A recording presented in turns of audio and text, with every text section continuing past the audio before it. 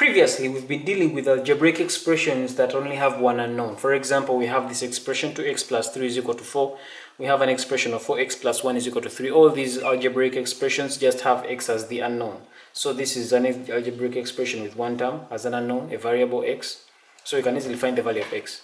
Even here, we can easily find the value of x. The expression only has one unknown.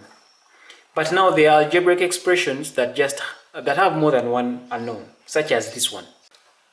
Now, when it comes to such algebraic expressions that are having more than one unknown, it becomes tricky for us to find this value of x or to find this value of y just using this one unknown.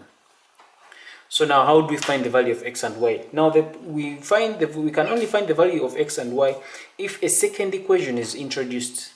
And this second equation that is introduced must also be having the unknown x and the unknown y. Now, when this second equation is introduced, and now they become two equations. Now, those two equations are what we call simultaneous equations. So in general, simultaneous equations can be defined as a set of equations having two or more unknown variables. The unknown variables can be in various forms. The unknown variables can be 2, they can be 3. Now, in this series of videos, we shall be dealing with simultaneous equations. Thanks for tuning in. This is Kisembo Academy.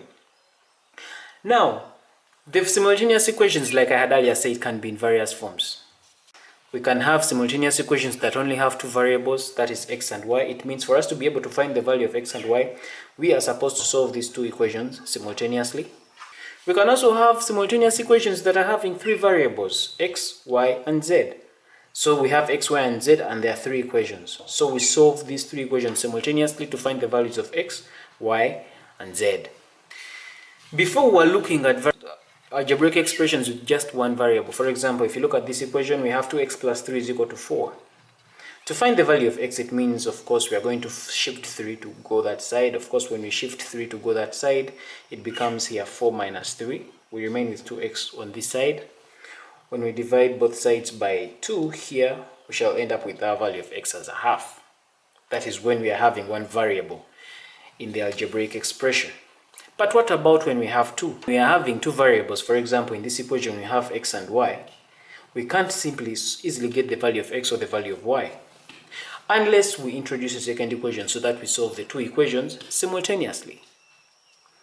So, in this video, we shall be dealing with simultaneous equations first that are having two variables.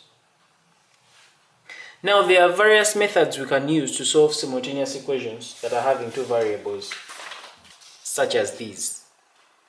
These are the methods we shall be exploring throughout this series of videos. We shall look at the graphical method, the substitution method, the matrix method, and the elimination method. So in our upcoming videos, we shall explore each and every method stipulated here in detail with illustrative examples. This has been just an introduction. Thanks for tuning in. This marks the end of this video. Up next will be more of this. I urge you to stay tuned in. For more videos, please remember to subscribe. This is Arnold Rangakuramya on behalf of Kisembo Academy.